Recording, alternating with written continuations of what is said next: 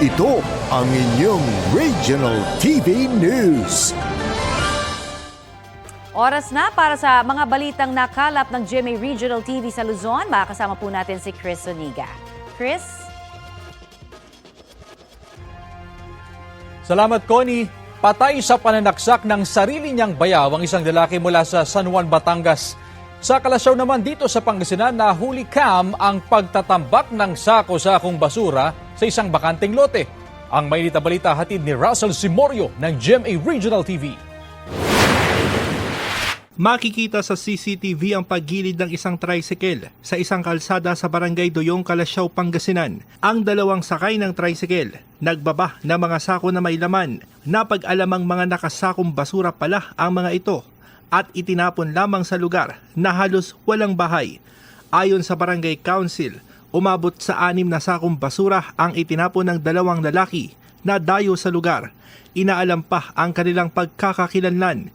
Kinundi na naman ng mga opisyal ng barangay ang insidente. Parati namin binabantayan yan, Kung minsan nagtatapon sila madaling araw. Pagka nagbantay naman ang mga barangay officials ng madaling araw, ewan ko kung nananadya. Hindi taga dito eh. Babala ng Barangay Council, pagmumultahin ang mga mahuhuling magtatapon ng basura sa lugar. Sa San Juan, Batangas, patay sa pananaksak ng sarili niyang bayaw ang isang lalaki sa barangay Mabalanoy. Sa investigasyon ng mga otoridad, nagtungo ang umano'y lasing na biktima sa bahay ng kapatid para manghiram ng motorsiklo. Pero hindi siya pinayagan ng kapatid. Doon na raw nagkaroon ng alitan sa pagitan ng biktima, kanyang kapatid at mga pamangkin.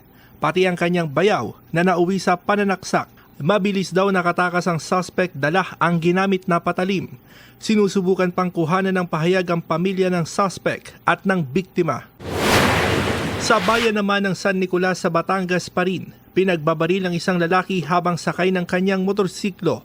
Sa investigasyon ng pulisya, inihatid ng biktima ang asawa sa kanyang trabaho sa barangay Mulawin bago barilin. Siya po ay tinambangan ng ating lone na gunman na siya po ay pinagbabaril po sa likod po, 30 puto. Nadala pa sa ospital ang biktima ngunit idineklarang dead on arrival ng doktor. Ang suspect, mabilis na nakatakas sakay ng kanyang motorsiklo. Inaalam pa ang motibo sa pagpatay.